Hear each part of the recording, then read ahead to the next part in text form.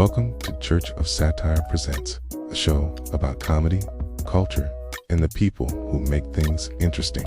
Recorded in a vintage bar, unfiltered, unscripted, and unexpected.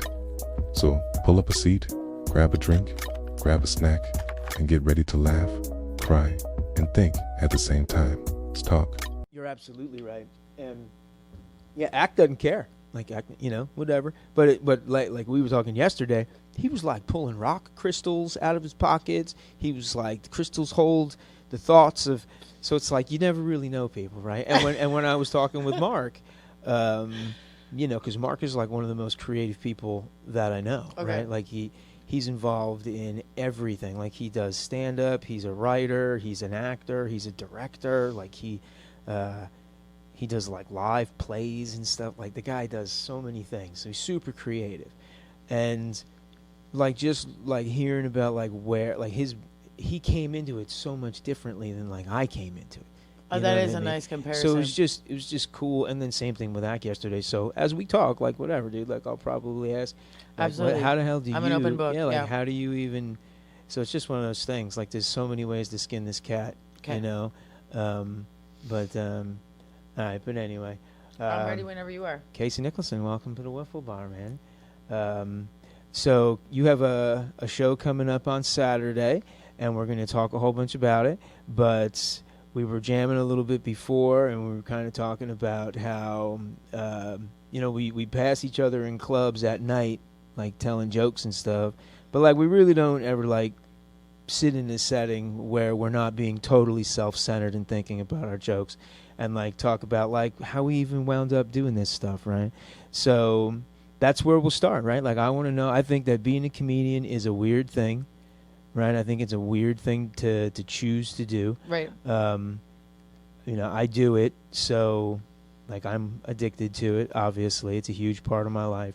But I came into it in my own way, and everyone seems to come into it in their own way. So, like, that's where I want to start. Like, how does Kasey Nicholson, like, wind up going on stage and trying to do stand-up comedy? How's that happen? I have a fun story. I don't see, this is where we do get to know each other, because I don't think you know this about me. But Shane Gillis signed me up for my first open mic. I was detailing cars with him, and we worked in Mechanicsburg, PA. It's like a little bit outside, but it was called the Harrisburg Auto Auction. And I was such a podcast junkie. I was detailing cars, so I would always have headphones in all the time. And I was a big Joe Rogan fan. I liked a lot of that shit. And this was like 2013. And Shane came along. And Shane's just a presence. This guy's like, I don't know, 6'2". He's a bully. And like, there's 20 guys in this shop. I'm the only girl. And like, him and I had to walk and get cars together and bring them back to the shop to get cleaned. They'd get washed, detailed, sent on the way. We had to go park them on the way back. We got a lot of talk time. And he thought I was funny, and he said I should come to the open mic. He was like, bullied me into it. He was like, if you don't show up, he's like, they're going to call your name. You're going to look so stupid. He was like, I'm going to sign you up. You better show up. It was like, I literally was like, it didn't even mean anything to be funny. It was like just to be there with my friend. He pulls up in a black Cadillac. He used to drive this like long daddy Cadillac. And my friend like had a crush on him. This is like a little side story, but I always find it funny that he like swerved her, and she was too hot for him. And he swerved her. But it was like such a fun night that I'll never forget. And if you do well on stage, I believe it sends you back. It wasn't like some significant mic. I think it was like Angie's Diner. It wasn't great, but it was like a mic. I should remember my first one. Maybe it was the Chameleon Club in Lancaster. I'm spacing on the first one, but I remember my second one because I bombed that one. That one was at your place. Bombing's the best. Yeah, bombing's the best. But what a story! Yeah, what a story, yeah, right? It was like, awesome.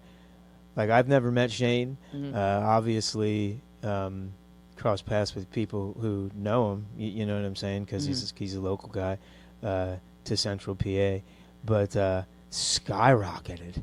Did you see him on the EBSCs last night? Yeah, I mean, did like you catch? Do you watch the? I didn't watch the ESPYs, but like whatever, dude. Like the guy is super strata, and above and beyond. I think he's more famous as Rogan. When you become best friends with Rogan, this guy has made it.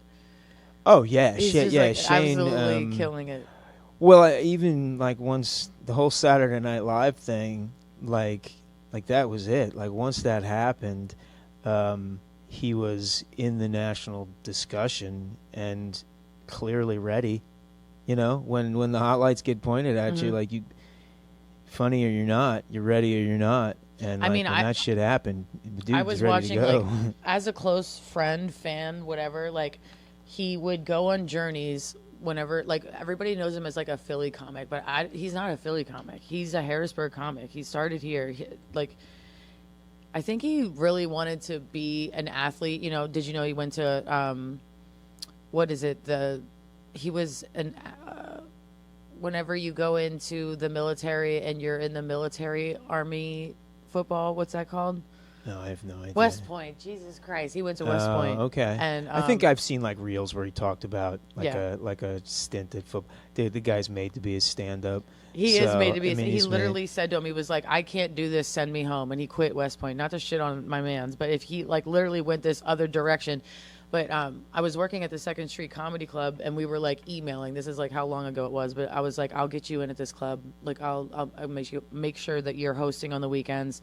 Put in a good word for you." He started rotating with the guy, like just the favors. Not that I ever expect Shane to give me any favors, but I've gotten this man some jobs. He's helped me. I've helped him. Maybe we're just even now, but we're still close. Like close enough. Like, I think I could send him a happy birthday text and still get a response. That's about how close we are compared to the trajectory of like where he is. Well, that's a massively famous person. He's so famous, yeah. And whatever, man. Like, good for him. Like I said, when his moment came up, dude, and he was like absolutely ready for it. Yeah, it was a lot of folks are, man. Like a lot of folks, like especially now, where like all of a sudden somebody's like in the national discussion, but like a lot of times they fizzle out, you know.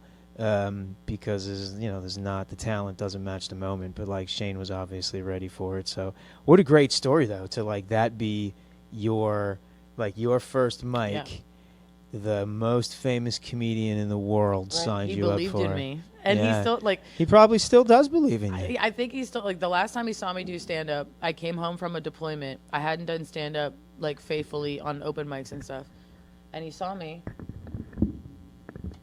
He was like standing side stage. This feels like a brag, but I don't give a shit. He's so famous. I'm proud of it, I guess. He was like standing over here, and he was like, "When's the last time you did it?" And I think I said like July. And he was like, "Keep doing it." He was like, "You're so good." I was like telling a story, which isn't normally my strong suit, but it's still a story I keep in the back of my head that I don't do in my act. But it's about me completely losing my shit whenever you like move in with somebody and you see how they cross contaminate the kitchen with the chicken. That's like a hard thing to say, but I was like unraveling on stage, but he sees me, he knows, he sees Dude, me. maybe next time he comes around he'll ask you to open for him or something. I would love that. know? Yeah, and then that would be cool. like then it'll be like your turn to make sure that you're ready for that moment. You know what I'm saying? Do you have any like what's your famous person moment that you've worked with? It's like I've worked with Tom Arnold or nobody like that. Definitely nobody like Shane Gillis, but I've been fortunate enough to work with some pretty notable individuals, usually over at Magooby's, because Magooby's has such a big showroom, like some of the acts that go there. So I think the cool one was probably Ben Bailey from Cash Cab. Yeah, that's cool. That was a cool experience. He was super funny too, man. And I don't think I really even recognized like how long he'd been a comic for. Oh. Like this guy's a dog, dude. Like he's been at it forever, and that's like sometimes you see folks on TV and that becomes their persona, and you're like, man, you don't even really realize, like that stand up is where they really that's where they make their nut, I guess, or where they got their start. So he was really cool. Just to piggyback on that, that's what like Joe Rogan gets the bad rep of being the Fear Factor guy, but it's like. He's a stand-up first. Like it's like that happens to a lot of people. I feel like you just taught me something. I didn't know Cash Cab Guy was. See, that's like where I'm not the biggest comedy fan with that. I didn't know. Well, I didn't know that. Yeah, I didn't know that at all. And which is crazy because when like you see pictures of him, and he's in the cellar and stuff. He's with all the big shots. I have another one. I saw Louis Anderson. You remember Louis? Yeah, hell yeah. Dude. Yeah. Did you watch Now Life I'm with Louis? First I'm washing the lettuce. Soon I'll be on the grill. That's where the big bucks start coming in. You kidding me? Excellent. It's like a youth-defining scene Exactly, in the movie. dude. I fucking he came to the Second Street Comedy Club. This was a very short-lived club in Harrisburg that went up tits up because fucking the guy had like 5 different bars downtown. He didn't value the money that this club could have made, and it was on the 3rd floor. It was just his secondhand thought, and Louis is a big guy, so he wasn't prepared to do the 3rd floor. So he was like, I'll just wait in the stairwell. He didn't want to do the in-between, and he was doing 2 shows back to back. He waited in the fucking stairwell both times. This guy was such a massive dude. Like, I'm looking at the fridge. I'm trying to look at something in the room as big as Life with Louis. He was fucking like 400 pounds.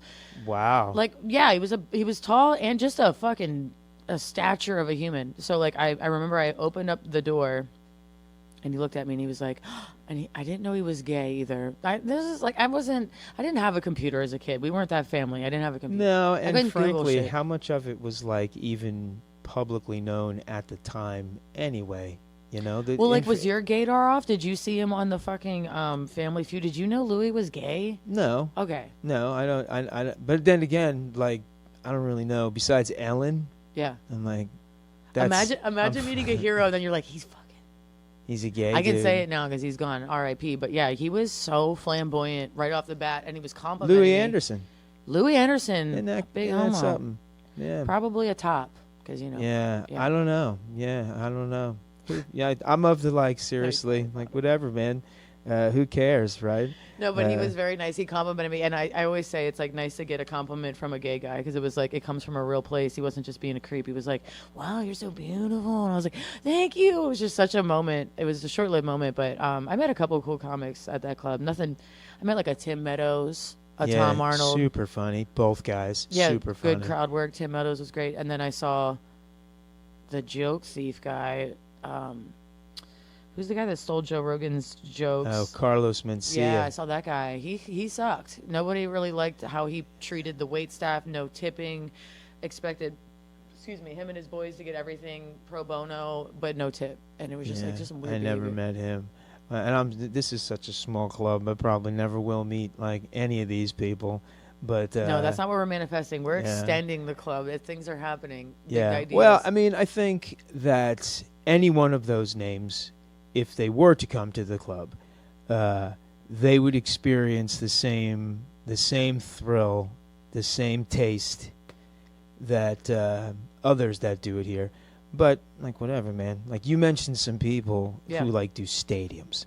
Yeah. You know, so they would have to like be actively going out of their way to be like, I want to do small rooms, which happens sometimes, right? Like that, we do have some people that like you've definitely seen on television. You know, Yeah. Well, do you reach out? Like, what is your like? You don't have to explain it all, but no, like, do you I reach don't. out to people? No, I and, mean, like, I take pitch it? some big swings. Yeah. You know, periodically. Probably sent one to Shane at some point.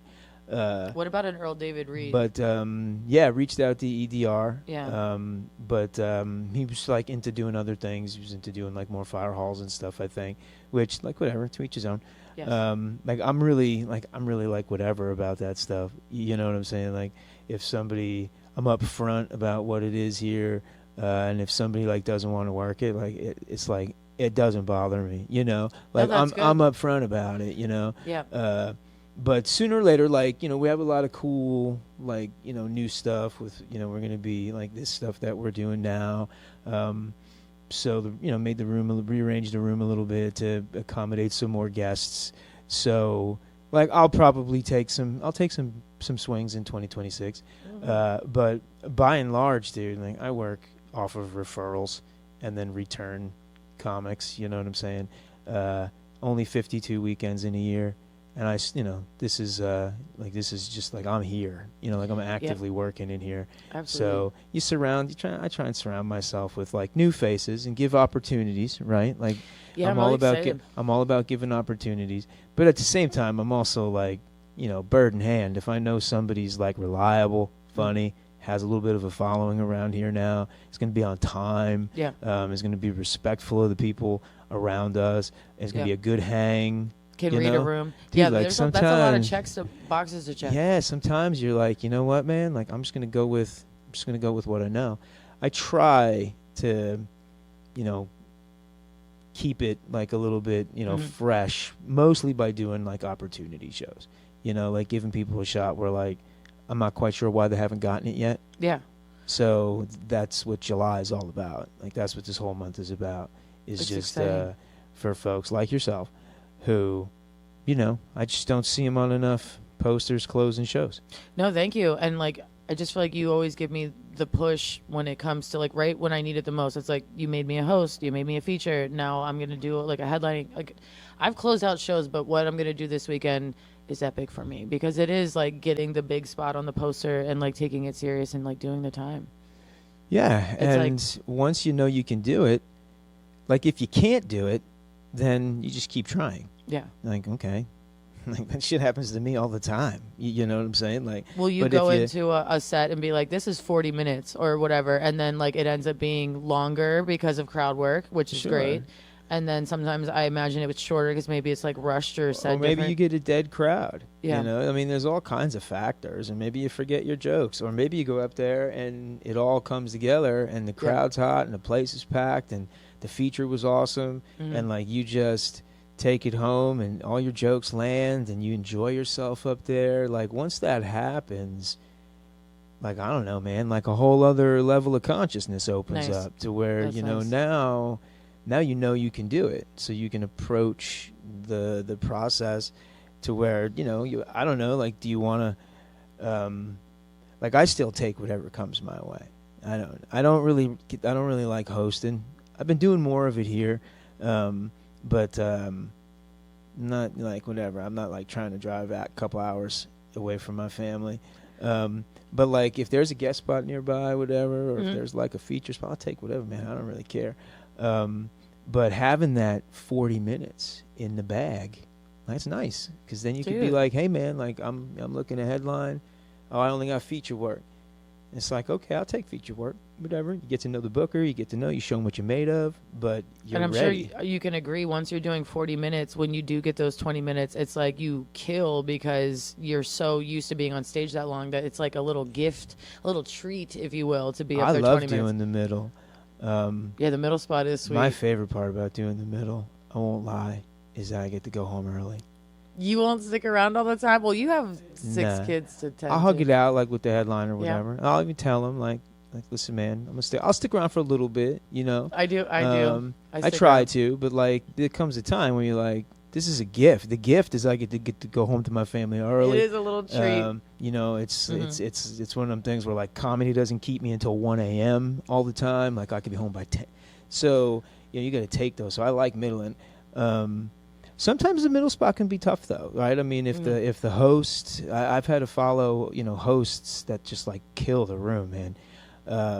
And like that's hard. Like they be doing the middle sometimes can be hard. I just but- did a Philly spot like that. I was like, oh, I got a Philly spot. You always want to get in the Philly scene. And it's like this guy did like 18 minutes up front of bombing. And he was like, all right, you. And they didn't want to hear anything I had to say. It was just like such a bullet spot of a spot. But I don't it know makes why it tougher. anyone's doing 18 minutes. No, it was terrible. It was not that, only bad set, but it was like too long. Jeez. But it Yeah. makes us tougher. I don't know. All of it in the grind. I do wish that I watched more comedy like I used to. Do you watch stand up like for fun? Did you ever? Or did you lose that? Yeah, I probably did. I wasn't like feasting on it. Like I liked Chappelle, but I liked those guys. I liked them in their movies, Mhm. and I liked them when they were on like Letterman or Mhm. whatever. I can't say. I could definitely watch some Carlin stand up growing up, and Richard Pryor stand up growing up, and then Eddie Murphy with Raw and with Delirious, and when those came out, whatever. I was pretty little. I shouldn't have been watching them. I know there was like late night BET stuff. Me as well. I was watching them on VHS. Oh, you had the uh, tape, so you could like to I have the didn't. It was ability over to at stop. it was at my friend's house. Nice. Oh man. So anyway, but once I started doing it, I don't know. I just kind of maybe I was just like I want to be original or whatever. I don't know why. And now I'm around it so much now. Yeah, the that, like, oversaturation. I just pick it up by like osmosis. Like I can I can tell. Really, all I'm listening to laughs and likability. You know, Yep. like those two things. As a venue owner, like I want people to like you, get their money's worth, what they spent with purpose, which was to laugh. If Yep. they like you and if you make them laugh and they like you, like as an owner, I'm like whatever. Dude, How that often? I know person's you. great. I know you do busy work because you're a busy guy. I see you after the shows, whether or not you're sweeping outside or you're tending to people. But like, do you actively try to see your patrons after to see what their feedback is on people? Like certain nights, you're like, yeah, what do you guys sometimes think? I'm always here at the end of the show. Yeah. Like when people are letting out, like Mhm. I'm always talking to people as they leave. Yeah, I see that. Usually when the show's going on, I'm like video editing or cutting something for somebody, Right. or like putting paper towels somewhere, or You're really a busy moving guy all the ceiling time. tiles around, like whatever, doing anything but like resting. And now we have the Papa shot, the basketball hoop over there, so like that's a welcome distraction to some of that stuff. But yeah, I mean, like I check them in most nights. This is why I haven't been doing a whole lot of stand-up, because I've just been so locked in at this place, making all like trying to get this Yeah. to where like it's really got to be, because like I'm ready for it to just be done, and then we can just get to work. Yeah, you know? dude, like having a project go a long time, but I guess it's to be expected. Anytime you have a project, you should add, let's just say hypothetically, 3 weeks to it because of building material, job on the site, things Oh that my you can't God, anticipate. But like what you've gone through is like a couple different ideas. Yeah, I'm like 7-8 years of this, Has it been that this long? project. Well, since you bought this space, right? Mhm. Yeah. Yeah, this has been like super. Well, I mean, we opened in 2018. We were here 2016 and 17, but there was other owners there. It wasn't Church of Satire yet. We was off. We were off doing like on-site shows. You were asking about those things, those like platforms. Yeah, your things here. Those were Signboards. stages. Like they were 2 pallets with plywood. Like they were screwed to pallets, and they were just 2 stacked. We put them right next to each other, and like you can still see if you go over to it. There's like footprints on it from people standing. No, that's how much energy that Yeah. has. Is people performed sets on Yeah. those pallets. I thought you So- meant for the backdrop. That's even cooler that they stood Yeah, on it. well, and when we opened up the club in 2018, I hung those in the green room and encouraged people to sign them. And then, they filled up, whatever, and then we went to the door, which is full, The door is full, and now they're writing on the bar. That's what we were kind of bantering when we started. Is like everybody takes over Jim's stuff. They don't appreciate Jim's stuff. I Like know. that's my words, not his. But like he builds this bar, and people are tagging. I'm like, he's giving you things to write on. They're all savages. You can't trust comics with a no, fucking they just Sharpie. write on all my stuff. No, the truth of it is that most of the writing here was on the bar. This bar was at a place called the Hofbräu House in Abbottstown, Pennsylvania, and it went out of business. And it was like a staple type of place. It was like Moe's. Like Cheers on The Simpsons. Moe's. Right? That's awesome. Yeah, Now no, you can tell Cheer- it has some. Yeah, more Moe's than Cheers, if you dig. No, I get it. But there were some people who, like, you can tell, like, they were bummed, dude. Like, Randy was here, and that's Ron. There's a dick somewhere. On Yeah, this Ron somewhere. loves this bar.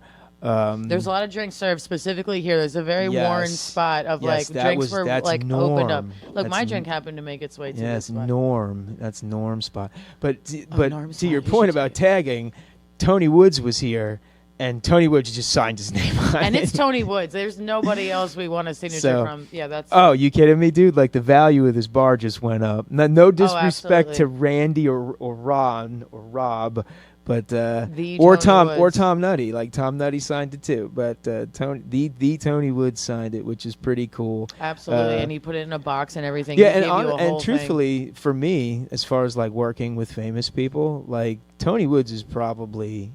Oh yeah, that's your name. That's Tony yeah. Woods is probably. And he did your club. I've worked with him a couple times. He's been here. He's worked the room, and he's a legend. That guy. Where is So- Tony a Maryland guy? Where does Tony live? I don't know. I'm not sure. He's all over the place. He's all over. I That's why think I his. can't pin I'm him. Like, pretty is sure he a Maryland guy? I'm pretty sure he has a T-shirt. It might even be here. Actually, I think my son wears it. It's like, where in the world is Tony Woods? No, it's like seriously. that's like his shirt. No, so. he'll pop up at any show, anywhere. He could be in New York right now. I know it's East Coast, and it's not New Jersey. He's in the area because Yeah. he's funny, right? Because like he'll call me up sometimes, and he'd be like, Jim, what you got going on over there, like this weekend or something, right? And I'll be like, like, I'm booked. I guess the show's booked. I mean, you can come through, Yeah. like whatever. He's like, yeah. He's like, I'm gonna be in where did he say he was, like something like Penn State or something? I'm like, bro, it's like 4 hours away, dude. Like, It's not ideal. nah. He's funny, dude. He cracks me up, that guy. He came here one time for Tony Woods and Friends, and I didn't know, like, what. Part of me, I guess in my head, I was like, Tony Woods brings a bunch of comedians with him. Mm-hmm. And so, like, me and David and Tom, like, I remember this story. This is funny. We're just hanging out, dude. Yeah, like, yeah. we are, like, sweet night off. Like, Yeah. we're chilling. We like, get to watch Tony Woods everyone's and his got friends. drinks. Like, we're all in hangout mode. And so, like, I'm, like, sitting here. I'm like, dude, what the fuck is going on, dude? The show starts in, like, 5 minutes. I'm like, nobody else is here but Tony. I said, Tony, where's the end friends? Like, what's going on? This is such an integral part Right? of the fucking show. I was like, what's next? It's Tony Woods and Friends. Like, you're the This only is one. So funny. He goes, you guys are my friends. It's so great. This So- is so good. No, this is like, everybody got a great bio. David Grant can now say he opened for Tony Woods. Dude, it was an amazingly fun night because we all kind of looked at each other like, oh man, because sometimes you're not in that. Nope. You're just not. You have Nope. no intention of going on stage, and then once you're like, I'm gonna hang out and like watch some people do. Mhm. Then you're like, dude. It's almost What if like that feeling after you're done doing stand up. You're like, man, I can't. So anyway, we all had a great time though. Like I everybody remember crushed. you guys taking pictures like girls at the bar, like with the selfie, and it was like Tony Woods in the front. And it was like right when I first became friends with David Grant. I just remember him posting a picture, and I was so happy for him because that's a big moment. Yeah. Oh, we had a great time with him, and he's so down to earth and cool. That, like I said, I remember the first time he like called me up. I was like, hey, I said to Tara, I was like, Tony Woods is calling me, and she's like, who? You know what I'm saying? Tony Woods. You know what I'm saying? Yeah, I don't think enough people know his name. Well, yeah, that's the truth. Mhm. And for what he's done and his affiliates. I don't know, man. He's just the most chill person I ever met, and I have met some chill people. He's a level of chill that I think people should like aspire to. Yeah, I hope I got to see him on my buddy, one of the 4 horsemen up in Harrisburg. His name's Damien, and he ran a show, and Tony Woods was on, and I like actively went out to support Damien. But I was like, I'm also going to see Tony Woods for $10. Like, people should be paying more, not to like put it on Oh that, my but it's gosh, like yeah. it's so hard sometimes to put a price on what these comics deserve. Like, comedy just doesn't pay enough. Yeah, I mean, Ever. I would say, and you're talking about Damian Robinson, Mhm. and I would say that people should be paying more than $10 to see Damian Robinson. Well, that's very nice You to know, say. Yeah, it was a great show, and it People was like should be fun. paying more than $10 to see you. Thanks. It's everything else is crazy expensive right now. Like people, so Can I tell you what we were saying earlier was like a reoccurring dream for me? Sometimes I have this nightmare where I have to go on stage and I don't know what I'm going to say. Do you have this nightmare? It's kind of like the being at school with no clothes on. Like, people have like weird Yeah. reoccurring. Mine is you have to go up. What are you going to say? And then I'm like behind a stage area panicking for the next 20 minutes of my dream until I wake up. Do you ever have this dream? No. Nothing comedy related where you spaz? No, and truthfully, like the last like 6 months of doing stand up, I have not gone up there with any plan whatsoever of what I was going to say. Okay. What, like doing and- 10 minutes? However much time. Okay. Doesn't even matter. It started with a headlining spot. Where This is like, I'm sure it comes with time and you're like confident enough to know that well, not really. I was like, you're pulling a Mickey. Well, I think that, I mean, I don't know about you, but some nights there are nights where for me, like the whole time as a comic, I would come prepared, right? And like I have a big show coming up here that like I am writing for, Okay. right? But you always think like, I'm gonna go up there and just riff it and see what happens, and then you go up, dude. you go up there, That can't be me. you get there and you're like, I ain't riffing shit, man. Like I'm Oh going my with my God. jokes. I'm here to get laughs, Yeah. And I remember I was doing this headlining spot, and it was pretty poorly attended, which, like, whatever. It happens. It happens here, dude. It sucks. And it's a place I really like. And, you know, I know the owner of the place, and, you know, they're big fans, whatever. I know it sounds silly, but they are. And usually it's, like, jammed out. But anyway, there was, like, 6 people there. And I was like, oh, my God, dude, I got to do, like, 40 minutes right now. So I don't know, maybe I was cranky or whatever, but I was just like, I ain't telling a goddamn joke. Oh, now you're getting, like, stiff upper lip. Yeah, I was like, I'm just going to go up there, and we're going to see what happens. And it was like one of the most fun shows. I had so much fun, and I was like, I went back to the car being like, I spent so much time writing jokes. Over the years, you know, I was like, whatever, I'll go up with a couple of jokes to tell, and we'll see if I get there. And then it almost started to become like a thing where I would get the light. Not you getting the high off of it. Now you're getting... Yeah. I would tap it out. Yeah, well, it was a new level of excitement. No, I'll it's a admit, challenge for sure. like I was getting a little bored with like the standard, the monotony like of the You know, it was like you tell a joke, you get a laugh. You wrote the joke, like that's a certain type of dopamine hit, I suppose. But there was something like just totally reckless. And I have to agree with you. Whenever you do a little crowd work and it hits, and like you're riffing with the crowd work, you know how you lay up your joke, you know, you get them going, and then it lays into your joke perfectly, and they didn't see it coming, but like you knew it. Like just those little like hits that are so nice. That what you're describing. I love it, and I see no reason to stop doing it. So like the Fat Bat mic is tonight. And that's where it kind of became a thing, because I was here, so I would just walk over there every other, you know, it was third Thursday or something. Now it's twice a month. And I would just walk over there, and I would have like 2 jokes or whatever. And I would just go there, and I would just riff on the room, on the people in the room. And then I'd get the light, and I'd be like, fuck. And I'd be like, I got to tell a joke before I get out of here. So wait, is this to build material? This is for funsies, like just the overall, like when you're up there. I'm not building material. It's not a building material. I'm not recording anything. I tell you, I'm getting more comfortable. I've been doing stand up a long time.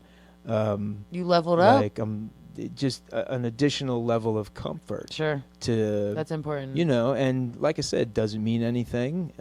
It's not resulting in more gigs. Like the phone's not ringing off the hook. But to my point earlier, it's like, you know, when your moment comes, like how ready are you for it? How versatile are you as a performer? How many roles can, you know, that type of stuff. So it's just been like a fun, I don't see any reason to stop doing it because it's been so much stinking fun. Now watch, I may go over there tonight and, you know, get hit with a tomato or something. No, that's very silly. I would say the stuff that Mickey specifically does with the riffing, you aspire to be like, you know, I'm thinking about the headlining set. I've been thinking about this headlining set a lot. And I'm like, I hope that there's some riffing for my own sake, for my own funsies. It doesn't have to, it should never be that scripted or thought that far out. You know what I mean? Like, I'm not worried about the time. I'm worried about the fun of it. You know what I mean? Like that's the fun part. Like when you get to relax in it and riff on a moment, or like as long as there's just enough of a crowd. You know, I've had good shows where there's 9 people watching me and it's absolutely excellent, especially in this room, like how it's so intimate. Oh yeah. You'll have more than 9 people, I'd imagine. I think we'll be fine there. I think I have like 9 family members coming. I'm telling them they can't sit up front. Like I need other people to talk to. Well, you know what though? Same time though, getting comfortable performing in front of family, like they just become they're just people. You just work them. I just don't even look at. Well, so you work them. I won't even look at them. I will see that they're like in admiration, but I will not interact, or I just look beyond them. Anybody I know, comics included, like Craig Paul pops out. I just don't even look at Craig Paul the whole time.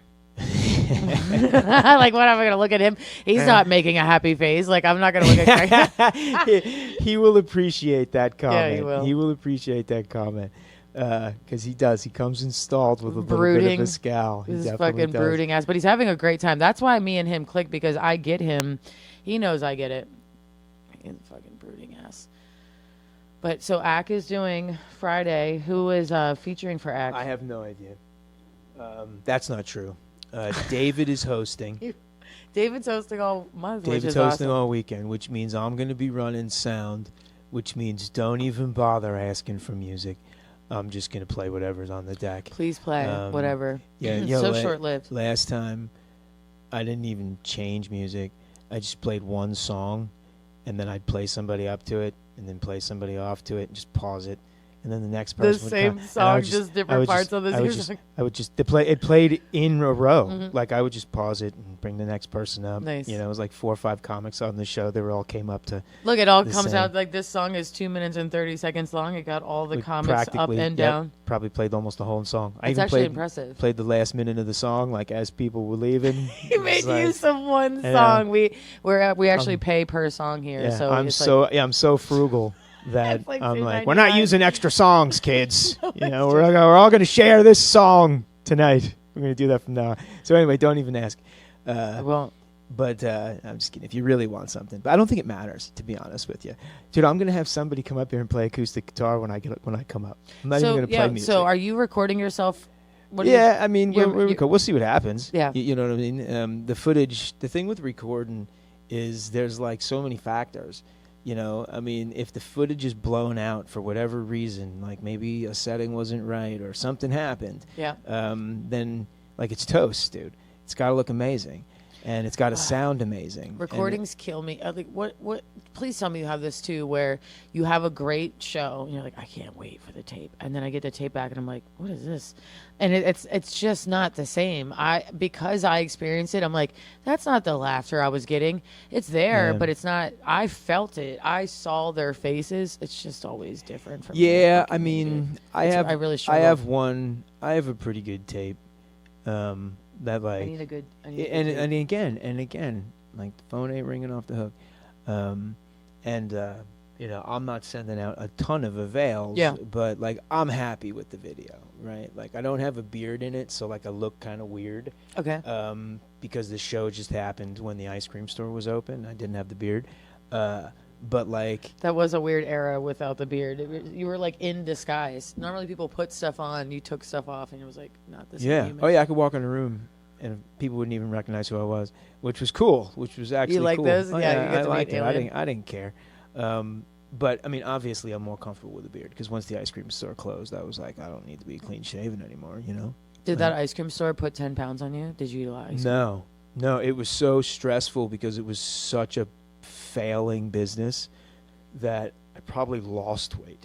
Oh, no. I'm sorry to hear that. I Yeah. thought it would do well just because those things don't exist and people love ice. Like, how does a Dairy Queen do so well? Is it because it's a Dairy Queen? Well, Like, it's I like mean, people love ice cream. I'll put it to you like this, and this is, I don't know if this is the right answer, but I didn't give it 100% of my attention, and like in order to run a small business or to run any business, I would imagine I only have experience with small businesses. Like you have to be 100% dedicated to it.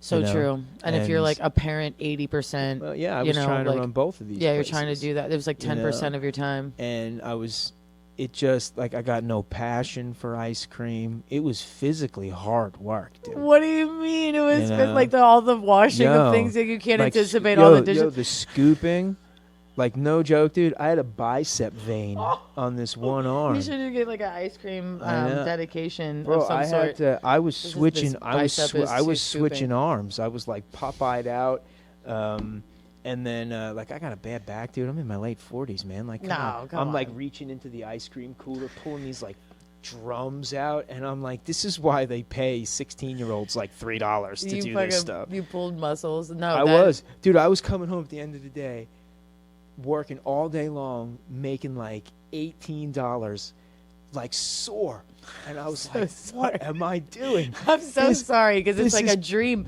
It's a dream to live in a town like this and be a part of the town. You are an integral part. I really was hoping that through just the reputation you have with this business that it would bleed on the other one. Yeah, They're it literally was, connected. It's not like they're not connected. It just there wasn't. I just couldn't do both, and this place really struggled. The club was struggling as a result because I was just trying to do both things. Oh. And like it got to the point where it was just time to cut bait. You know, it was like I was like, this place, the club has to survive. Yeah, it's too primary.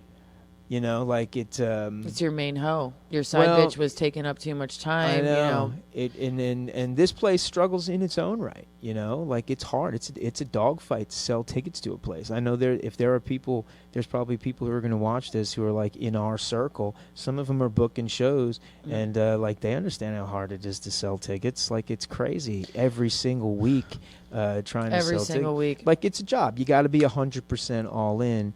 And I wasn't with the ice cream shop. And I think that's why it failed. I don't think it's got anything to do with Hanover. I think ice cream does kind of sell itself a little bit. Okay. But like you gotta like be like committed. Is it dumb to ask this question? Like how much would it cost for like a billboard in this town? Like prohibitively expensive. And like just not even worth so fucking astronomical. not worth it. Yeah, not worth it. For me with very small capital, right? Yeah. We deliver as planned with everything that's going on here with the club. Then maybe we have money for a billboard. Would you do a club billboard? Have you ever thought about that? Yeah. Oh yeah. Is that crazy? Like you and I grew up in the time where it was billboard or bust. There was no fucking internet. Yeah, like it social was just like media, everybody put shit on billboards. Social media really doesn't do much. I mean, like I look at the analytics. Yeah. Google is where we do most of our business, and direct stuff. Yeah. So, our presence downtown, I think, is like we have a good reputation around here. We've been here for a while. Yeah. We do our best to like partner with the other businesses, however we can. We're open at night. Like we're, the only places that are really open when we're open are bars. Yeah, you're not competing with a lot here. That's like the essence of it. Like I saw Tom Nutty's weekend last weekend. There was the town was doing a thing. What were they doing? It was like a show of some sort. They have the big. I think his was the big snack town. It was like snack town thing. I was like, fair. He's competing with. But then I saw the time and I was like, no. I'm like, it's still not the same, but it's like, people snacking all day. I don't know if they want to go out to a show, but people don't, we know this as comics that they don't appreciate live stand-up enough. They don't. And then when they do come out, they all say the same thing of like, this was great. We never do this. I don't know how people just don't know. It's still it boggles my mind after all these years. I mean, that's what we're trying to continue and to try. Like, it's not like we're only really interested in attracting the people who want to come out and do something a little different. Yep. Like the people who come out under those circumstances, I can't even count how many of them are like regular customers now. Oh, that's it like, did its job. We just need more people to be like willing to go and do something different. If we were able to do that for York and Gettysburg and down in the Maryland a little bit north of here in the Hanover area, like we would be full all the time. And the only people that we want here are the people who want to be here anyway. You know what I'm saying? Can I change the subject a little bit? Yeah, go right ahead. Mm-hmm. Sometimes I do this thing where I'm like, I start thinking about what I'm like complaining about or what I'm going through, and I'm like, there's people like going through some real ass shit. Did you see what's going on in Yellowstone? How all the fucking animals are leaving? Did you see this? See, your life is busy, and you do have a fulfilling thing. You're not supposed to know this. It's okay. It just started popping up. The animals are leaving Yellowstone because of like active volcano is starting to like. Oh, the mega volcano. Not not the scary one that will end the fucking earth, but no, like it's like a conjoined one of the Pacific Northwest ones. I think it's like Mount Hood, but I could have that wrong. But it's like one of the little guys. Thank God. Not that any of them are any better, but this bitch is like smoking right now, and for like the last 24 hours, I've been like at least once an hour it pumps in my head that I'm like the animals are leaving because like we trust them, right? Like their instincts and like what they sense that we can't, like the vibrations and like the frequencies, as random as that is, but like they know the vibes are off. Well, it sounds like they're getting the same notifications you are, right? I mean, their TikToks, like your For You page is like. I mean, you know about it all the way out here. So if there's still people living it's a there, problem. If they're not moving, if they're not leaving. And you know about it in Pennsylvania, and the animals are already beating feet. They're just being difficult. What would you do, though? If you saw animals leaving, would you know to leave, too? Like I know we're East Coast vibes, so we don't have these problems. But, like, if I saw all the squirrels and all the gophers and things starting to retreat. Animals that don't normally migrate with other animals, like some ruckus. I think I would probably listen. I don't know. I'd prefer not encounter that scenario. Listen to this story. You want to hear something funny? This is such an old story. Can't believe it. The disaster scenario made me think of it though. I was like outside, and I had my kid with me, and they were little. I think I might have had the boys with me. They were really little, and there's this guy comes running down the street, like he's just like running, right? And he's wearing like street clothes or something. It was like crazy. Do we start running? No, like, that's crazy. and you gotta understand where I live, dude. Like I live in like the middle of nowhere. Dude. Mm-hmm. This is so not this normal. guy comes running, and I'm like, that's weird. I get back to what I'm doing, and then like 4 or 5, and it's like, it's a weird time of day. Then like 4 or 5 more people start running. I see another pack of them, and they're like really running, like they are sprinting, right? And I'm like, what the fuck is going on, right? So in my head, I'm like, there's zombies up at Rutter's right now, like eating people. It just hasn't, and this is the first wave. No, this is valid. right? You see people running. You Another group of people come running down. They're like maybe 100 yards apart at this point, and I'm like, oh my God, I'm like freaking out now. We should start running. So I like start to grab the kids, and I'm like, we got to get out of here. And then I see like this really like heavy dude, right? Yeah, like a young yeah, guy, yeah. right? Really heavy, like he's like dogging it, right? And then right behind him is like a coach who's like, hurry up. Oh no, it's the Rocky guy. It's like a running team. Oh my gosh. No, I was not expecting that. But I do feel like as a population, if we see people running, we immediately are like, I need to start running. You can make people run. I think you could do a run movement. Isn't that what Forrest Gump did? He started running. It took like less than 5 minutes for me to like almost have my kids packed up. Like I was. That's all it takes for you. Yeah. No, me as well. If I start seeing chaos, we went down to the beach, and then the next week they're like showing drone footage of like fireworks going off in Ocean City, and everybody's fucking running. And I was just down in that area with my small kid, and it was just me and her. So I'm always like extra aware when I'm on vacation with just me and her. I don't want any like things going on. I just want to be safe. I don't want to stay out late. But that is scary. Like, I don't know what I would do with my kid if there was a mass. I would obviously run, but it's just like, you just want to get them out alive, but they won't. We're doing the best that we can, but I can't keep her safe forever. Like, something's going to fucking happen at some point. Yeah, just try to keep them out of it as long as possible. How old is your kid? She's 9. But she would freak out on a mass run like that. Like, when I saw these people, like, and they don't even know if it was like a shooting. People just started running, and people kept running because of that. Yeah. It was like mass. That's terrifying. Yeah. You know? And you see people getting trampled, like all the things that happen in the run. Anyway. You can't keep them totally safe. Like I said, mine are a little older, but like my youngest is 12, you know? So. Is he old enough to leave at home now alone? He's the most responsible of the whole bunch. Are you kidding me? Does he tell on everybody? Is he the one that tells? Cook. No, dude, I think my kids are like all allies to some degree. They figured out how to link up. No, that's very smart. I don't know how much. I feel like they've got me completely snowed most of the time. I think they're pretty good though. Whatever, the house is in one piece, you know. Like no, it's that's not like good. They're destroying the place.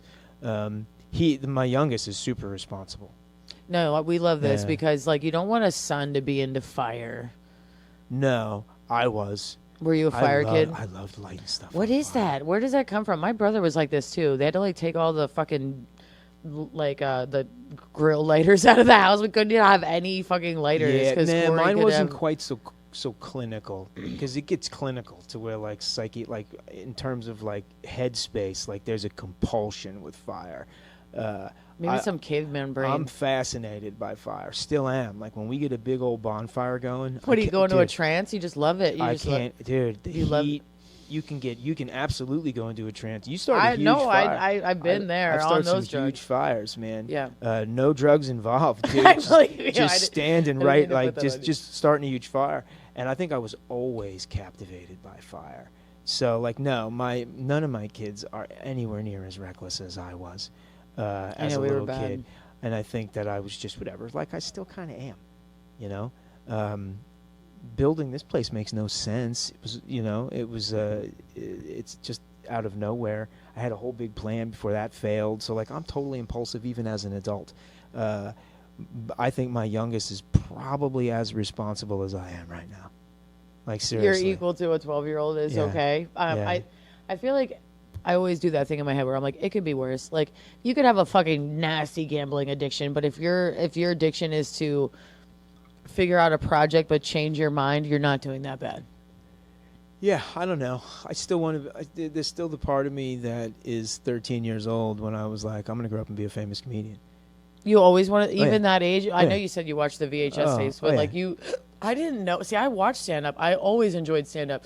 It wasn't until Shane was like, "There's an open mic," and I was like, "What's an open?" Like, I didn't. A lot of people don't Man. know. I was obsessed. Like, Saturday Night Live was where I was like, I want to do this in some way. Like, that's what I want to do. What was your first open mic? It was in Levittown, Governor's Comedy Club. I don't remember too much of it. I know I spaced on mine, and I felt Yeah. bad about it. I was like, I need to think um, about it. I saved the glass. I had enough wherewithal to take the glass You home. stole a glass? I did. Like And, just a bar cup? I admitted to it when I went because I Telling I yourself. worked the club, and I haven't worked the Levittown one. I've worked the other Governor's clubs multiple times, and I've had a great time there. And it's been a cool experience to do stand up on Long Island. Having I'm way better at it now Yeah. than I was when I started on Long Island. When I went to the one in Levittown, we popped in because I was looking to meet up with Jim Florentine. Oh, he's coming. Yeah, and he was up there, and so I went there with Mark, whatever, and I'm sitting around, and I see the owner, and I went up to him, and I was like, "Hey, man, I gotta tell you something, man." This is crazy. Your confession. You get booked at the club finally, and then you Yeah. tell him you stole from him. Well, I was like, it was a long time. It was at that point, it's 23 or 24 years ago. I was like, I took it home. It's still on my desk. It's very important to me. He was fine. He was laughing. It meant more to know. you than it ever meant to him. So I hope that he got that. Oh, as some idiot would have broke 1,000 of them 100 Mm. times over. So it was just funny. I went out of my way to be like, I can't carry this burden anymore. I totally stole this thing. It was weighing heavy on you. Yeah. And then what? You still have the cup? What, you've brought it to the It's on club? my It's one of your desk. mementos? It's on my okay. desk. I should put it up there because there's a lot of. Are these all your cool- mementos from things They're from your not kids? just. They're not just mine. Some other people have dropped stuff and put stuff on there. When you come up to headline, you want to put a trinket or something goofy up there. You can put something up there. All right. Yeah, I mean a lot of it's mine, but a lot of it's not. That's cool too. Yeah, I think a that lot makes of for it- a good. yeah. I know. I see this lunchbox over here. Greg brought that over. We love Greg. I tried to message him and I was like, pop over. I don't know if he will or not. I wonder. Greg's always invited over. Nope, no Greg. So, all right. See, this is what I'm talking about. No, this was is why- fun. This is why This these was really great. conversations are cool, right? Yeah. And we didn't even get into a lot of the stuff that you delve into on stage, right? Like being a mom, having a military status. These Yeah. are all things that you kind of touch base on, and maybe we'll do more of these, and you can come and you can talk again, and we can. Yeah, I did know. USO stuff. They put me on shows when I had no business. I have some stories. I have some cool stories. Yeah. Well, If I have would've you ever thought done? What kind of military shows have you done? Well, first of all, what'd you do in the military? I was an electrician, and I had no business being an electrician. Let's just all be honest here. It was one of those. I took the ASVAB. I have a whole bit that I'm going to do on Saturday, my whole military chunk that I never honor in sets because I'll get 10 to 15 minute sets out at clubs. But I have a 6-minute military chunk that needs its own space. You know what I Yeah, mean? when It you has have it to Friday. breathe. And it gives me this whole view with the audience that I'm not always trying to give. When I tell people I'm a veteran, they look at me differently. When I tell people I'm a mom, I like to do my set in a way where it's let me do some introductory jokes. Let me tell you I do drugs. So then you look at me this way. And then I'll tell you I'm a mom. So then I'm a cool mom. Anyway, but I never know where to tuck this military stuff. Would you rather hear me say that kind of thing in the beginning, you think? Or do you think it's better mid? I know that's a random question to ask, but it's such a heavy thing to drop that it doesn't really always go with what I'm saying. It's such a big chunk. Well, I mean, I guess I would say, and again, there's so many ways to skin a cat. You do this however you want to. Yeah. Whatever works, whatever gets the best feedback. But, I mean, if you lead with military, then you're a soldier the whole set. Yeah, so You it's like know, everything I say kind of like leans on that. Maybe I don't Well, know. and you could. Everything is comedy is about like misdirection and reveal. So Callbacks, the way yeah. that we imagine a soldier doesn't look like you. Right. So that you catch us by surprise, especially when you paint yourself as like kind of the cool mom, Mhm. and then you're like, I was whatever, like I don't know, like were you like overseas or anything? Yeah, so I was like, I was in a rapidly deploying unit at the Red Horse unit. It's an acronym for like readily deployment unit. And as a engineer, I should have known tools better. It was fucking humiliating. How do dude. you even get this job? I don't understand if you don't know tools. Like I shouldn't have had this job. So they tell me to take the ASVAB, and they're like, you should study. You should take these like courses to study. And I was like, I'm just gonna wing it. I just want to like see. And a part of the biggest part of the bit is that I joined the military to make my ex jealous. You will do things to fuel the rage of angry ex rage. It's like he signed up for the Army, and I was like, I could do that too. I could barely do like push-ups. Like I've always been like a stronger girl, but it was like I didn't even think it through. I didn't think about the job. I thought about maybe getting yelled at a lot. That's kind of like what I didn't know about marching. So you didn't like join out of some sense of patriotism? No, absolutely not for my country. Just to spite my ex. Pure spite. Interesting. Pure spite. Well, because I've heard stories about people joining the military because of a girl, usually, because that seems, but the spiteful get back at someone part. The spite. I walked into the like recruitment office like I can't wait for him to see this. Not for my mom, my grandma, my dad, nobody, just that motherfucker. I And wanted how him long to were see. you? How long were you in? I signed up for 6 years. And you did the whole 6. Yeah. And overall, was the experience? Like, how did the experience change? Because I'd imagine It did. At It some made me a point, better person. right? At some overall. point, you didn't stay in the military to continue to show it to this son of a That bitch, would be right? so funny if So, I like, still was mad. But no, thank God I built the bridge and got over that. No, I had my daughter, and I was like, I was in that rapidly deploying unit, and the deployment I went on was fucking hell, dude. Like, it's hot. I don't have to tell you how hot the desert is, but it's so like I've dug holes for this country. You like digging holes in the desert. I can't even describe. You know how hard it is to dig a hole in Pennsylvania. Digging a hole in the desert is just like hell on earth. Yes. It's like what did I do to deserve this? In Vegas, it was called Salice. Was the ground? What it does was that mean, like hell? it was no. I don't know what the word means. It wasn't like digging into dirt. It was just digging into layer after layer after layer of like rock. It's like rock and sand and just shit Yeah. and like just the heat and like there's no escaping it. There's no such thing as air conditioning unless you're in like a truck and like you're driving from one place to another, or maybe you're in your tent at night. There's air conditioning in there, but there's no air conditioning. There's no brakes. So like heat where you're familiar with a hair dryer, like a lady's hair dryer. Imagine me just blowing that on your face. So it's like there's a little bit of wind out there, but it's just hot. So I'm just Yeah. like blowing hot air on your face. You just no escaping it.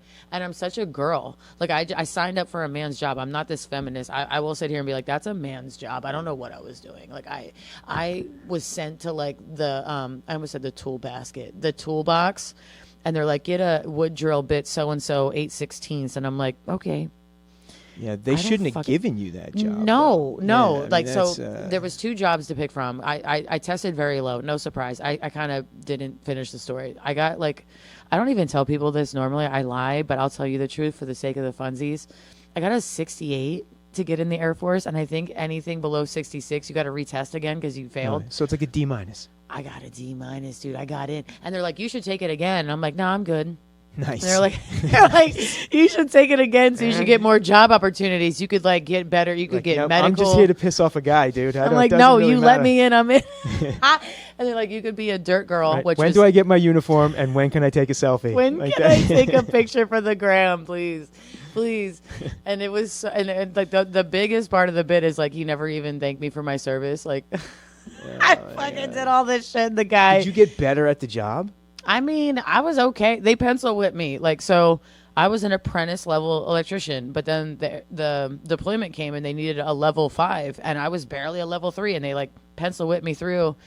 Man, like to get hazed when you're in that environment because I was the only girl and they like knew it would be funny to like point out that I don't know my job. Yeah, that was brutal. Like, it was like I said, like sending me to the tool bin, sending me on dummy missions. They're like, go to this office and get the 10IDT form, like the idiot form. You know, this like whole little hazing thing that they do to troops. It was awful. It wasn't why I didn't reenlist. I clearly didn't know the job. It was embarrassing. Well, 6 years is a long time too, right? I mean, okay, so it was like the weekend warrior. I was like the National Guard. So like on these weekends, I would go to drill weekends, and we would do like suicide awareness training, active shooter awareness training, like all this shit that was not my job. I'm very smart in a lot of random little things that have nothing to do with electricity. But I know my job. I know electrical theory. I know I went to tech school. I did the things. But when I tell you, I can't be trusted. Like people, when I came out after doing my tech school training, they're like, "You should become an electrician in the real world." And I'm like, "No." Like I like it's so scary. Like the amount of responsibility. Do you do electrical stuff around here, or do you task out? I task most of it out. Like if I have to, like switch out I mean, I know some handy stuff with like switching stuff out, but I'm not doing anything. No troubleshooting, but we can like hook up a receptacle. Like I could do a job. I could probably rewire a whole panel, but you can't trust it. You know what I mean? Like what? It's just one of those things. Well, and especially when like most of your apprenticeship was in like some desert where most shit was burnt down anyway. It was not ideal, no. And like just seeing that I didn't know my job, and they're like, "All right, well, you go dig for the day." So I dug a lot of holes. It was a lot of like trench work. Dude, I feel like you may have set women in the military back. And I was so proud because I was like, I'm the only female electrician. There's a reason why we're not doing it. Like I did it, but I didn't do it well, and it was embarrassing. But I was a comic over there, so I went over as an open micer, and I was like, I do stand-up comedy. So then they thought I was cool, which is nice. And then they were like, well, USO shows come here. You should open for them. And who'd you open for? Do you remember? I wish I could remember their names. I just have a picture of them, but it was a great line. You know, the road dogs don't get enough credit, like we know. They're fucking hilarious. Gosh, it was so much fun. Just when you first start writing, I'm not proud of this. I wrote way dirtier in the beginning. It was like, they let me do this crazy 5 minutes talking about my grandma's douchebag in the shower, just recollecting stuff I said. It wasn't too terrible, but it was like my first minute, I was like ragging on the base. I was like, we got here, and I was like, we gave our weapons to the armory. I thought we needed those. I'm like making fun of them. I'm like, and you guys tell us the whole base has chlamydia. It's mostly dudes. I wasn't like reading the room. I'm like shitting on them, and I was like, what's going on? I'm like, it was fun for what it was, but I can still put it in my bio. And it's a cool experience to have. I'm so dumb because I just realized last weekend I should have this in my bio. I was talking to, and I was like, I need to have this in there. And he was like, what are you doing? I looked at the bio I gave you. I'm like, funny Air Force mom. I'm like, I actually fucking did the thing that people would think is cool. So I changed it to Good. USO. Yeah, I didn't even read it. I just put it on there. A little copy paste will do you. Oh my gosh, absolutely. AI was like, would you like us to make adjustments to this? And I was like, one of these times I'm going to let AI rewrite your guys' bios. And then we go in and see. No, you can always tell when it's a chat GPT because it's like the splendid comic coming from all, like it just uses these words that nobody would ever changed mine. I got jaded at some point, probably around the same time I like stopped telling jokes and just started just riffing the whole time. But yeah, my bio doesn't include anything anymore. My bio's like, I've worked clubs you've heard of, with people you've heard of. Oh, that's fun. You know, that's who you are, though. Like, I've been on TV, like whatever. That's very funny. And any comic would find that very funny. So lame. And then in the very end, it's like, what I'm most famous for, though, is writing my own bios. That's great. That's my bio. No, that is great. And I think I've actually sent it to clubs and stuff. I mean, and I don't know if people think it's funny as I do, but I don't care as much, you know? I think it's funny. Whenever you brought up earlier about not like doing as many local shows and your phone's not ringing, I'm like, I don't want to tell you this because I'm sure you already know this, but I wonder if people just don't want to waste your time because they're like, I only have this show that's paying $25. I don't want to waste Jim Bryan's time. But I think it's a lot of that, to be honest. That's like that's what we're all making out man, what I would say to that is I'll decide what to waste. Let me decide, yeah. You know? Yeah. And I get it. Like there's a lot of times like I don't, if it's not that far of a ride, you know, and there's other people on the show that are cool and, you know, like, dude, I'm down, whatever. I don't care. Your kids are getting older? Yeah, and if I can't do it, I'll just be like, nah, man, I can't do it. And I hope every time I'm like, I can't do it, it's usually because it's super far away, Mhm. and I'm like, I'm just not gonna do that, right? Because like I'd rather be home. If I can be home, I'd rather be home. Absolutely. And Well, you work 7 days a week. yeah, and it's kind of like if I'm gonna spend more money filling the gas tank up than I'm gonna come home with. It's like, man, if I blow a tire or get into an accident or something stupid, even if I break my fucking glasses, like this is going to be a major loss, you know? Like This catastrophic thinking, it, like, will send you. You're like, Yeah. my glasses. I just no, can't. That's So funny. it's like sometimes I'll stay home, whatever. But then there are nights where like, whatever, man, it's not that far. Sounds like a cool show, like whatever. I'll go down. I'll tell with jokes, whatever. So, yeah, I mean, I'm nobody. I ain't gonna waste. There's just my no time. real comedy presence. Like Harrisburg has the Comedy Zone, and then they don't really book us. To be perfectly honest, like we can host there, but that's it. But Well, I mean, like, and I lean back, and I mean, I've worked the Zone a couple times, and you know, I know they use agency, and you know, I haven't tried to get booked there. So, you know, with that being said, you should though. it's Not that you there's, need me this there's year. only 52 weekends a year. Like, Mhm. even the club might be like, you know, the headliners bring their own feature, and then they might have like a stable of a couple of comics that like they can trust the host whenever. They keep their nut down low. Yeah, they got do. people they can depend on. Like, I kind of do the same thing here. I'm sure most clubs do. But then that's where like that's how we came to exist, right? Like in that void where it's like, well, the club only uses their favorite whatever. It's like, well, start your own thing. Start your own culture. Start your own scene. It is a cult. Not that you said Right? cult, but it does feel like that. That's for sure. Takes a long time though. It does. You know, and a lot of times somebody will start doing shows and they won't go well, or the venue they're working with sucks, or something happens or whatever. That's why there's not a whole lot of like grassroots type of places like this, Mhm. because it's like, dude, it's hard to It is to hard. And- build a team of people. And that just to turn have out. something consistent, like people can't even really keep an open mic for longer than a year, let alone a comedy venue. Like it's not easy to do. We just don't have it out there. Well, I love it. I hate it, but I also love it, I guess. Like I'm around stand-up all the time. Like stand-up is essentially my life. I kind of was hoping that it would just be me doing stand-up, but like whatever, dude, life gets weird and takes turns, and you know, I'd never intended to end up in this part of the country where Yeah. there's like nothing here. So we had to go a different way to have comedy in my life. So like I'm blessed to say that like I have stand-up in my life. I hate can the I ask, small business part. Like that's you- hard. Do you choose not to be a road dog because you started a family? Because that's like what I live is like Yeah, you that's don't totally get why. to. Yeah, that's why. That's why I don't work the road. I mean, yeah. I wouldn't. I don't know if I would even be able to make enough, because, like I said, you know, with having 5 kids and all that stuff. Like, there's a lot of responsibilities at home, and being away, like, kind of sucks a little bit. Like, Yeah, you're by I yourself. kinda, It's not like we all want the dream, but like when you're in it, it's like once you're a parent, it's like that's all. I can't even imagine having multiples. Yeah, like the guilt, just the guilt from one. Yeah, I mean that's and as a kid, like they're kind of justified in being like, where are you going? Like, why are you always like, you know? So, because I've been on the road a few times, but now my kids are getting older. They're checking right? out on you. Like You're not as now- cool. Yeah. Now I'm no longer Yeah. like that person. Like, dude, listen to this. So, like the last time I was out on the island, out on Long Island, doing shows at Governor's, like my phone rings or whatever, or I called home or something to like check, and my kids are like, where are you? And I'm like, what? They're like, are you at the club? And I'm like, club? What are you talking about, man? Like, I'm out of town. Yeah. I've been gone for 2 days. Like, what? They're so checked out on Like, you. what are you talking about, man? So, you know, as they continue to get older, It you know, happens quick. I'm much more open to those opportunities, honestly.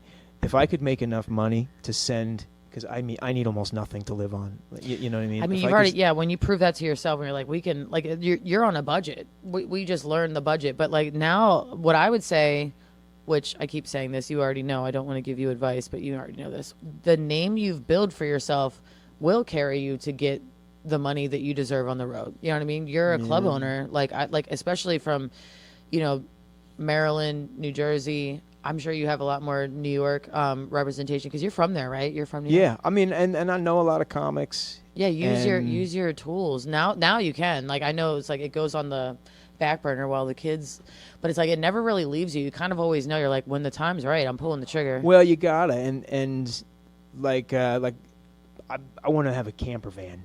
Like, that's how I would do it. You like would travel RV style? Yeah, I wouldn't stay. I don't like hotels. That's a fucking club write-off. I Yeah. mean, I know that's crazy, but I'm a small business owner. I don't have enough to write off. I'm a cleaning lady, but like, I know what write-offs are. Sure, and absolutely, you put a club logo on the side of Hell it. yeah. It's a billboard. Meals, It's, gas, all the things. You can write all that off. You just got to make enough. Exactly, And or else it's going to like, throw some red flags well, that we don't want. And, But and if I could make enough to do it, yeah. to, like I said, send 90% of it home, right?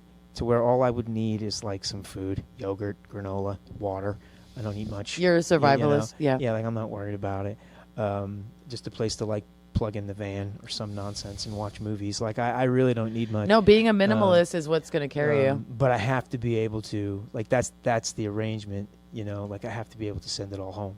To be like, I'm not there making money at home, but here's the resources that is required to keep this water mill turning at home. Yeah. Because everyone still lives at home. So, it's transitions. I'm more available, but I'm not necessarily yet, because I have to get this across the end zone.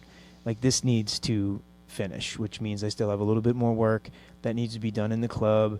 I still need to get to the final, where am I going to mount these cameras, like which is the best podcast setup, because I'm going to mount cameras. I'm not doing this shit all the time.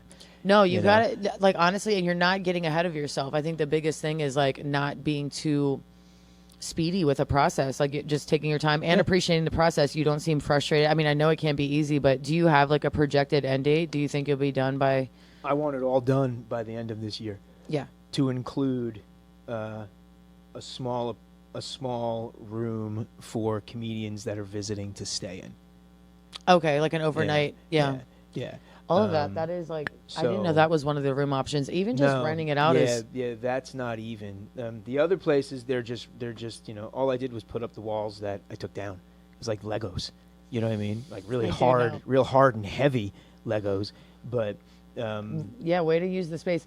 So, I guess I always thought you rented this space out. I don't know how that works. Like, when you rent a space, you can remodel it, or do you own this space? I'm in this space. Like, this space. This is the building that I took control over like a couple of years ago, a few years ago now. And again, they're essentially like temp walls. You know what I'm saying? Like, this whole space, structurally, before anyone ever came and did anything, it was wide open, right? Just one big room. And that's why I wanted to make it like a huge comedy club. Yeah. But like whatever, that plan didn't work. Like, that plan crashed and burned. It was pretty down. Like, I was pretty down. I remember that plan. It was a good plan. It was a rough time. But I saved all the wood. Like, all of the walls that were up, I just rearranged where they were and used all the same wood and put them all back up. That has to feel very good. Did you store everything in the back here? Are we able to store it here on location? Or In the basement. Yeah, down in the basement. Oh, you have a basement. Yep. Like this area here, I wanted a podcast studio. Like, whatever, that was just part of the plan. I wanted a place because I knew the green room was going to get smaller, so we needed a place for the people to hang out. And we need to have a more, like, a bigger presence in on YouTube and that type of stuff. So I was like, fuck it, man, let's just do it. We'll put it together. This was like a job. Everything's a job. Everything's just a huge job. Dude, the list is probably like, I just know how it is having a trailer at home. Like, the list is never ending. So now you have like lists for your house because you have to keep your house in order. Yeah, not to put all the stress on my you, house but then is like a pirate ship, man. And then like keeping things here, it's just trying to keep it above water, and like as things go, like just the things you can't prepare for. Like right now, my toilet is like, what's that noise that it's doing where it starts running? Whatever that fucking unit is in the back. The float is broken. Yeah, the float. So it's like I could watch a YouTube video, probably replace that part with like $16, but I just don't know how to always like challenge myself and like. Who do I think I am being a homeowner? But it's like, I can't even change a float. I probably could. You totally can. You think you believe in me? If I could do so. You might even be able to not even buy stuff and just go in there and manipulate the existing flow. Adjust it. Yeah, you probably can fix Dude, it. it's such an easy, like little things that go onto my list that I'm like, nah, I'll jiggle the handle. I've been jiggling the handle for like 3 months. Dude, my plumber will literally be like, dude, fix that shit yourself. Because it's that simple. Yeah, like save the money. My plumber would be like, dude, I'm not coming out for that. Right? No, it's such a small job. Yeah, you can totally do it. Okay. Yeah, that's all right. More to come. More to follow. Now you inspired me. I could do it this weekend. I'll do it before my show. Yeah, there's no reason to believe that you can't do it. You can get the whole kit if you wanted to. I've seen, and I actually, I don't know if you have the same believable, like I believe that things break down, like not how they used to. Like I replaced both floaters and both toilets when I moved into this place 4 years ago. And how did it break already? Too many flushes? They're built like shit now. Yeah, they build them like shit. They know what they're doing. It's like, there's no reason why it should have failed. Yeah, my plumber, he'd be like, get your shit together. You know, the one time I called him, I was like, hey, my toilet won't flush. He's like, you still living around the corner from me? And I was like, yeah. He goes, it's 4 degrees outside. He said, your pipe is frozen. Oh. He goes, go downstairs, find where it's exposed, whatever. Like, he told me what to do. Yeah, It's like, I'm not going out in this cold weather. Like, fix it yourself, dude. Fix it. I love it. Like, I think, I'm pretty handy. Like, I'm not... but plumbing is something I usually call a plumber. But for the toilet, for what you're talking about, you can 100% fix that. Okay. If there's water around the bottom of your toilet, then you're turning the water off and calling a plumber. Okay. Because water can destroy your house. So you definitely and if you're having electrical problems, like you can't be trusted. So you might want to call the electrician. Everything else you can fix. Wood is like easy to work with, you know. If you fuck it up, you just whatever. I don't know, man. I got so embarrassed when I would be on like jobs, like Air Force jobs. Like even when we would do on drill weekends, we would do electrical work, and they would build these boards of like troubleshooting stuff for circuits. Anytime I have a drill in my hand, I don't know what it is. I do everything that everybody tells me to do. Hold it straight on. Drive it in. The drill will always spin out of my hand. There's nothing more embarrassing than when the fucking drill spins out of your hand. I don't know what that is. It's so fucking... It makes you look so incapable of doing what you're doing. Nobody takes you seriously. And it's not like it's too heavy thing. I do what people say. And then I look at what the other person's doing. And they're like, no, do it like this. And they drive it in. I do that. I don't know what I'm doing. I'm just a little too loose. He's got to practice, I guess. That's what. He's got to practice more. I told my dad, I was like, before I went on deployment, I was like, please teach me tools so I don't embarrass myself. And then I just didn't because I'm like a procrastinator too. And nothing more embarrassing than going on a deployment, not knowing tools, not knowing your job well. You get immediately exposed. And I knew it. I knew going into it, I was like, this is going to be so embarrassing. And it was worse than I imagined it. No, man. Dude, that sucks. It was so, like, dumb because, like, they will let you in. Okay, so they say 1% of the population, just speaking for our Western society, for our country, 1%. So that's, like, medical. That means, like, no felonies. That means, like, mentally stable and physically capable and smart enough to join. So I got all those things. That's the whole point of the joke. It's like I'm smart dumb. I'm smart enough to get in, but I'm dumb enough because I signed up to spite my ex. It wasn't for like any good reason. Yeah, your head was not. You definitely didn't join under the best of pretenses, I suppose. But look at what you got out of it. Right? I got so much out of it. I'm smarter. I really did learn a lot. But like so my confessional is coming up. The Church of Satire confessional. Did you do one of these? You're on the next one. I am on the next one. No, I'm the voice of God for that show. Oh, okay. So it's a very fun concept. I don't confess. I introduce all of you as like wayward, sinful souls. I write like ridiculous introductions. I don't tell you guys anything about them. Okay. Man, is that ever a fun show? That's a fun. I love the red lights, and it seems to be selling out or doing well. Like it's been doing pretty well. Hell yeah! And using the church play, you should definitely keep that going. Obviously. Oh yeah, it's a quarterly show. Yeah, definitely. And James has really come into his role in that show. And if the host or if the star of the show like buys into the concept and like and that's I remember having this conversation with James in the lobby. Being like, this is what we should do, and you should be the person who does it. That's Are nice. you interested? And that type of stuff.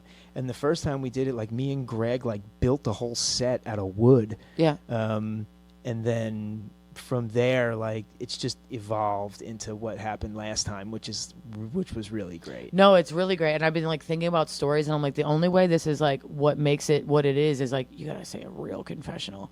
And I have like a military one, and then I have like another one. I've been like stewing over which one would be better. The military one is like I almost got kicked out of the military for. Don't tell us. I won't disclose it here. But tease it so that people I'll do a this and tease. come. It is a great story because he was like, I want it to be 5 minutes. So like both of them are semi-long. I just don't know which one would be better than the other. But I think the military one would be cooler. Just like it's sinful bad behavior, just like confessing. Oh, they're great. People come sometimes and they're like, I don't know what I'm going to do. I've been like stressing about this all week. And I'm like, dude, say anything. Just confess to like wishing that your neighbor had a heart attack because you're tired of their fucking dog or whatever. Like the thoughts that you have already. You're sinful. Yeah, right? you're impure Just thoughts. confess to one of them. Mm-hmm. Confess to being like, you know what? I hope that person crashes their car for driving like this. Little stuff. I hope my boss breaks his leg. Like weird stuff. I'm surprised you don't. You know? You don't want to get. You don't want to do. You just want to be the voice. You don't get tempted to confess. Well, and tell a story. At some point I did. I have a great confession, and I've told a joke about it, and I'm really open about it. And when I was a little kid, I used to pray to God to make something bad happen to Michael Jordan, so that the Knicks could beat them. You love the Knicks. And like I would pray, like I pray, please, please make him fall down the stairs to break his leg. And when I say I prayed for years. Like for years, I prayed. You wishing ill will, and then all you see is him just keep getting good things and being awesome. Yeah, until his dad got murdered, and I was like, "Oh my God," you know. You felt bad. It hit you. Actually, was the hate less? Well, at first I was like, "No way! There's no way! There's no way that this could be true. There's no way that I brought this." Do you believe in the scandal? Michael Jordan. Well, for a long time I believed I did it. I prayed so hard for it. You know, I didn't ask. I wasn't. So anyway, his dad is like a gambling thing. Did they kill him because he didn't pay his debts? You know, maybe. I don't know. I don't know the truth of it. But Jesus, man, I remember being like just horrified. And I think I was probably like 13 years old at the time. Like that's pretty old to be wishing ill will. I was thinking like 7. Oh no, but I was wishing him ill will the whole time. Okay. Like I wanted Michael Jordan to fall down a flight of stairs for like most of my childhood. Knicks just got good again. So is this your first time seeing the Knicks be good in a very long time? The Knicks were great during the Michael Jordan years. They just couldn't beat Michael Jordan. Yeah, but like but since then, has it been like a couple decades? This is the first time. This is their first time. Yeah. I was thinking of you when it was happening because I knew you're a Knicks fan. I remember. These are very bright times. Some Knicks fans are impossible to please. They still find stuff to complain about. But it's New York. Well, did you go to a game this past season? I've never seen a Knicks game. Oh, well, definitely go. I've never seen a Knicks game. I used to ask for tickets for my birthday, but I think my parents were like, "Dude, the city sucks. I'm not going to the city." You know? You can't go to the city without you're gonna spend $100 just going into the city, just parking, just existing. Yeah, you gotta take the train in. Yeah. That's the way to go now. I think is to just for us it would be getting on the train in Lancaster and taking it through Philly and then going right in. It's a long trip, but it's not that much longer than driving.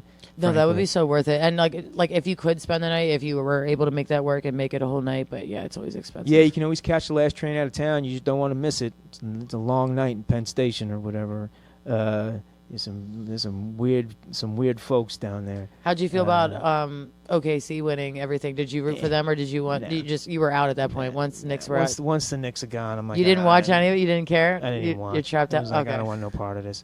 I'll watch. I love that Steelers and Jets are playing the first regular season game. I'm gonna probably do I might even participate in a Knicks and a Jets podcast out of this space.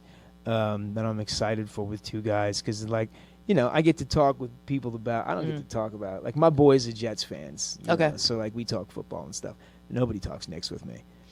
You could talk a whole podcast of Knicks. That's how much love you have. Oh, easily. Oh my God, are you kidding me? Yeah, and then you could do what is it? Whenever you I have somebody. I keep trying to say Venmo. When you have somebody come in on the video pod. And you could video with people make it a definitely. That's who I'm probably going to talk with because I have nobody to talk Knicks with except people person. who live in New Jersey, New York, whatever. So you could find your people. I'd like to get some ex-players and stuff beyond that stuff, man. Like these guys, the Knicks. I'm a huge Knicks fan, man. I love the Knicks. I'm surprised you've never been to a game. Like they're so close. I know. Even to come, why don't you go see them in Philly? I know. I was going to go see him in Washington. Yeah. Because the Wizards suck, and the tickets are really cheap. it's just hard to get around. Right? I understand. You know, and it's like, do To I bring a prioritize kid? yourself. Do I bring a kid? Or am I like, all right, family, I'm going to the Knicks game Yeah, in D.C. it's that. I'll be back in 5.5 hours. It's that for real. No, and because like, oh my don't God. sweat it. It's only going to cost me $400. Like, You got to dude, butter them up. You got to take them to the beach, and then you get to go to a dude, game. They're going to the beach, and I get to like change drywall in the bathroom. That's my life. But Oh, all right, man. listen. I've Are we ready to wrap? taken up too much of your time as it is. We've got action on Friday. It's your first club spot. I'm super excited. Right? I'm hyped. You get to meet I my think- dad. Yeah, My I'm dad's excited. coming. You earned this. Thanks. And whether or not it results in bookings in other places, which I do think it's going to, and you'll have to let me know how it goes, because I think that you're going to do great, and Thank I think you. it's going to result in exactly what I expected to, which is more opportunities for you. Yeah. But even if it didn't, like, you earned it. That's Like, awesome you know, because you making me a host, I immediately got host spots. You making me a feature, there's something about this club that everybody respects. Not something, everything about it. Like people see it and recognize it, and people want to be a part of it. Yeah, and sure. I'm thrilled that you're a part of it. I'm really happy because I know I'm happy you took that prompt to headline. Yeah. and weren't like I wasn't scared. No, I am scared. I'm Yeah. still scared. I'm like, but the right time to push somebody because it's like I know I had the time, but I wasn't pushing myself. So as soon as you asked me, I would say like 3 months ago, I started writing more. I started taking myself seriously more. I got too relaxed. Like you need that that uncomfortable push. Because I would have went another 6 months not trying to be a headliner. Oh, I know you would have. I mean, No, thank you for so- pushing Well, you me. get comfortable. And I it's did get like- comfortable. I was just it's, comfortable doing my 20, 25, all good. But I know I have the time. I don't push myself. Yeah, and you got to hit that other gear Mm-hmm. sooner or later, or else, like, what are we doing? I know Like, I'm spinning my wheels. What are we doing? We're just gonna. Yeah. We're just not gonna grow. We're not gonna challenge ourselves. We're not gonna like go for bigger things. Like that shit doesn't make any sense to me. Yeah. And sometimes I'm happy to push folks. It's a know, perfect push. I couldn't uh, thank you for more like the opportunity. And then this, I'm glad that I came down here. This is, was like, a good perfect. chat, Yeah. man. Learned a lot more about you, dude. Learned, the Shane Gillis signing up for your first open mic and your wacky military experience and stuff. Yeah, like, for real. Like- really cool conversation. I hope to have you on again another time. I will. And right? maybe we can do like a cool thing with a dual comic or something, 2 people on. Yeah, I need another camera. So help me make $500 and let's get that other camera. All right. you know? All right. Thank you, Jim. Maybe people can donate. People can donate and help us get a third camera. Absolutely. But so thank you so much, and I'll see you tomorrow, Saturday night. Saturday All night. right, right on, man. All Let's right. get Thank after you. Awesome. That was awesome. So much fun. I have to pee really bad.